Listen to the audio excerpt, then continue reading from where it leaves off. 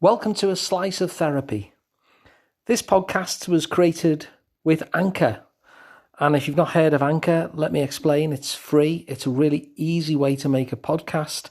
And it helps me because I can just do this every day directly into my phone, because there's creation tools that allow you to record and edit your podcast right from your phone or computer. So if you fancy making a podcast too, download the free Anchor app or go to anchor.fm to get started.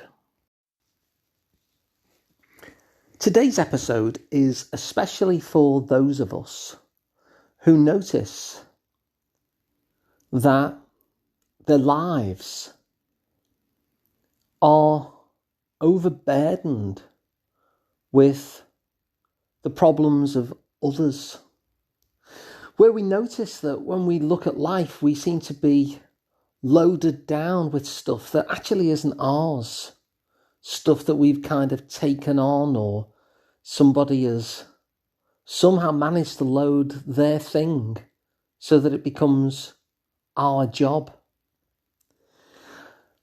And the problem with living this way is that while you're there with your head out the window, busily driving the car on the next lane of the motorway, it ends up that nobody's driving your car. And it means that what can often happen then is you can kind of begin to lose yourself in your own life. So much so that the things that you would like to be doing, you just don't have time for, because you're so focused on the burden of dealing with everybody else's problems. And so everybody else's problems has somehow become your job. And one of the worst aspects of that is it often creates drama in life as well. And it can create drama in life in two different ways. One is in terms of when the other person who had the problem in the first place has somehow palmed it onto us. It's not that unusual for them to become somewhat displeased by how we've tried to solve their problem. And where we might expect some sort of gratitude or something along those lines, thankfulness, what we can often find instead is disgruntlement, as the other person doesn't actually like what we've done. And so what happens instead is, rather than making everything better, is there's this drama will be added to our world as we're getting told off basically for having done our very, very best to look after what was actually somebody else's issue. But in their eyes, we didn't do it right. And the second way that drama can happen is just through the sheer build-up of our own resentment at the very fact that we've got all this stuff on and none of it's actually ours. And all this resentment that we've allowed our boundaries to become so weak that we've let all this stuff in that we're now carrying. And all the resentment that comes as well from missing out on what we would actually want to do, rather than the stuff that we have somehow got ourselves into a place where we feel as though we ought to do it. And so in this episode, I want to kind of look at how to extricate yourself from that, how to untangle yourself from that. Because once you untangle yourself from that, it means that you can actually live your life. Now, of course, it doesn't stop you being a support to other people. But the key thing is, when you're noticing, if you got yourself into this situation, is to kind of check on what the problem is that's being dealt with, and whoever's problem it is, that needs to be their responsibility as well. Now, as I say, I don't mean that in a kind of callous way. I just mean they're the chief executive of addressing their problem. And when we're the chief executive of addressing our own problem, we can sometimes ask people to support us in that. And so at times you might actually be very willing to support somebody in their efforts, but ultimately they're owning the addressing of that problem. Like I say, they're the chief executive of addressing the problem. And you're just a helper as and when you want to help. And it's a totally different dynamic when it's that way inclined. Now, in order to know whether you've got yourself on this kind of treadmill, if you like, of carrying everybody else's burden in your haversack, that somehow you've become the chief executive of their problem, there's two ways to do it. First of all, just notice, is the thing that you're dealing with yours? And if it's not yours, have you become the chief executive of sorting that problem out, or are you just part of the support system?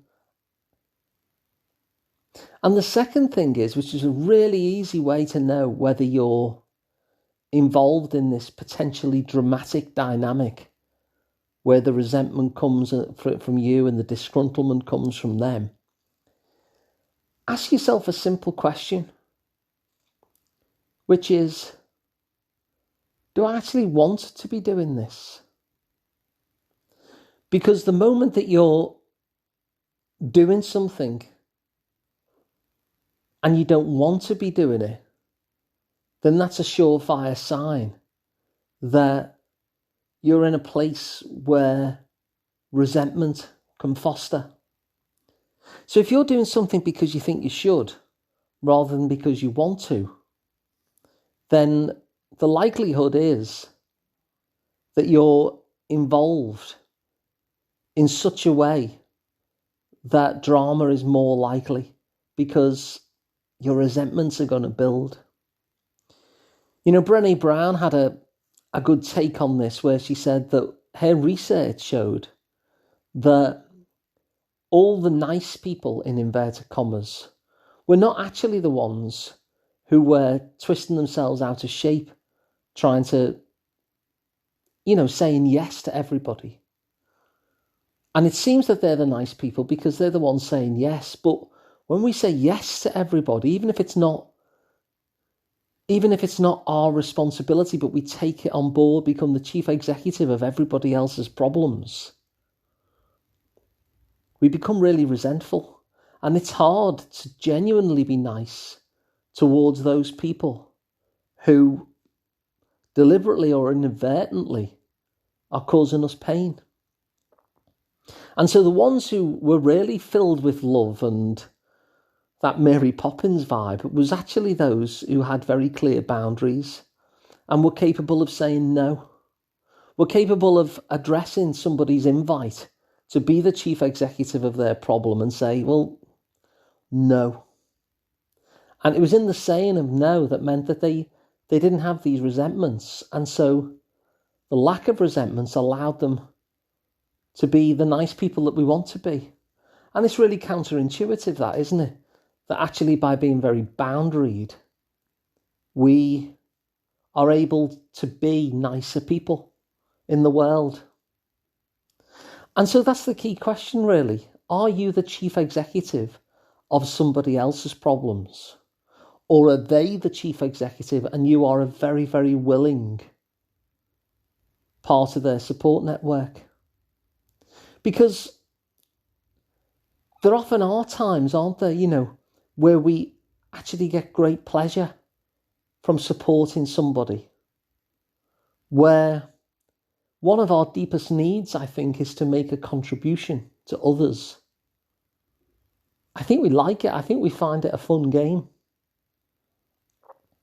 And so there's many, many different situations whereby you will have done something for somebody else and it's caused you great joy and you've actually wanted to do it.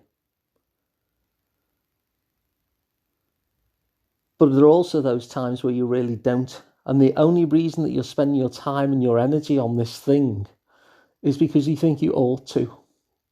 And that's where resentment is likely to come in. So are you the chief executive of somebody else's problem? Or are you the support system? And if you are the support system, do you want to be in that particular instance? Or are you doing it because you should? And those two questions are going to really open up whether you're doing something for reasons which are reasons that won't lead to drama and conflict and upset. So if you are the chief executive of somebody else's problem, hand it back. And if you're merely their support, but you don't want to be, hand that back too. And that's my invite, I suppose, to analyse those situations and see what difference it would make for you as you imagine handing those things back. What difference would it make to your life if you handed back the job of chief executive for someone else's problems to that someone else? And if you only ever provided support and help to somebody when you did it joyfully.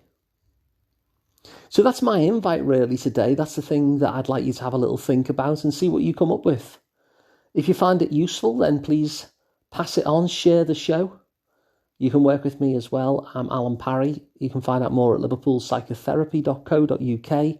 You can subscribe to these podcasts completely free wherever you get them, or you can watch them on video at asliceoftherapy.com. So thanks for listening. I'll be back again tomorrow with another one.